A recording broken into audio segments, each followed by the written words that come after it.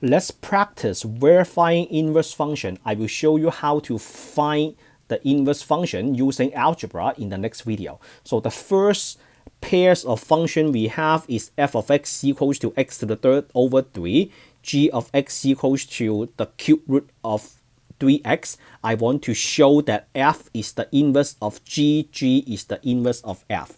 The way we show it is you have to show these two composite functions.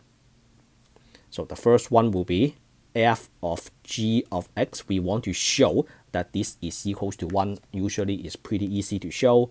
So f of g is the cube root of 3x. So when you take the third power of a cube root, everything, the powers cancels perfectly. So this is a third power, right?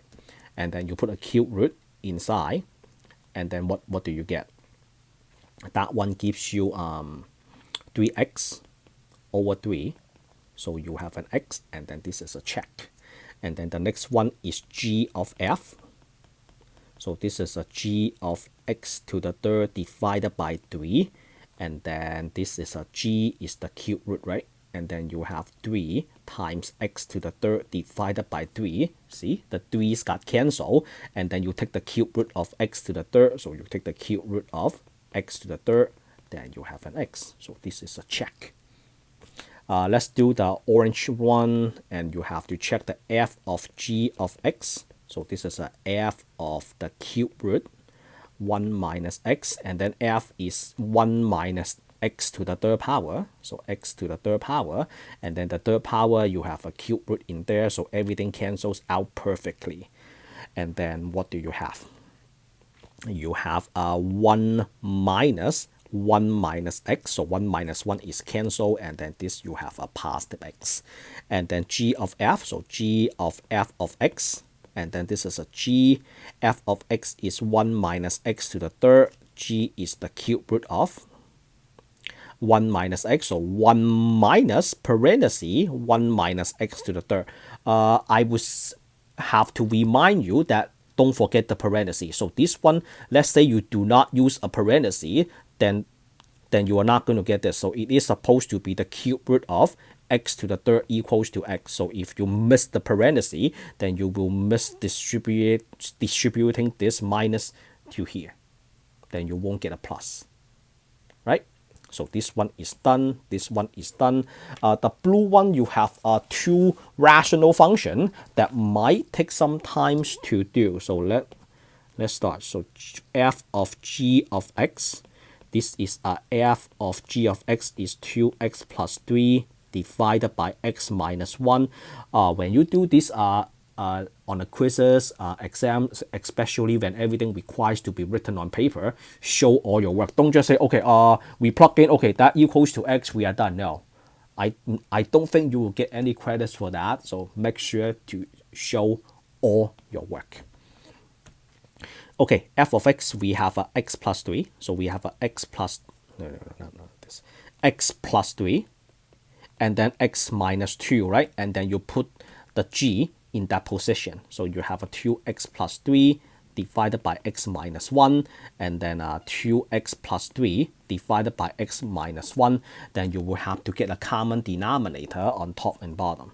So that one gives you, I should use more space. So we have a x minus 1 and then 2x plus 3. And then the other one is a 3x minus 3. And then the bottom, you have x minus 1. This is a 2x plus 3 and then minus 2x plus 2. How do I get this? Let me just do this using a different color. How about using green? So that one I have a 3 times x minus 1 equals to 3x minus 3. And then this I have minus 2 times x minus 1 equals to minus 2 plus minus 2x. Here. Minus 2 times x minus 1, common denominator, right? Equals to minus 2x plus 2. So now you see how I got this, right? Okay, the top 2 plus 3 equals to 5x divided by x minus 1 and then divided by a fraction. So you multiply the reciprocal And then the bottom, we have a 2x minus 2x is gone. 2 plus 3 is 5. So at the end of the day, you have an x, and then this is a check. And then g of f, so g of f. So this is a g of f of x, x plus 3 divided by x minus 2. All right, and then this one you have a lot to write. Okay, let's make the line straight. I'm going to make the line straight. And then you have a 2 times x plus 3, and then a x minus 1. So this is x plus 3, x minus 2. This is a x plus 3, and then a x minus 2. Okay, equal. So you have common denominator. The common denominator is x minus 2. So the top is 2x plus 6. Remember, distribution, right? So 2x plus 6. And then this one, you have a 3 times x minus 2. What do you get? You have a plus 3x minus 6. And then how about the denominator? The denominator, you have a x minus 2. This is a x plus 3, and then a minus x plus 2. And then in case you don't get this immediately, you have minus 1 times x plus 3. So you have a minus x plus 3 plus minus 2. Yep. Minus x plus 2. Okay. 2 plus 3. 5x, 6 minus 6, nothing, divided by x minus 2, and then you multiply the reciprocal, x minus 2. The top is a 5, so obviously that is equals to x, and then this is a check. Okay, last one. F of g of x. So this time we can write bigger, right? F of 1 minus x divided by 1 plus x. And then what do we get? We have a 1 divided by 1 plus 1 minus x, and then a 1 plus x. Okay.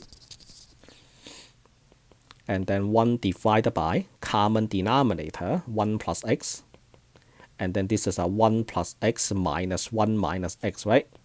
Reciprocal, 1 plus x flips to the top. And then the bottom is just what? Is plus 1 minus x, right? Did I make a mistake?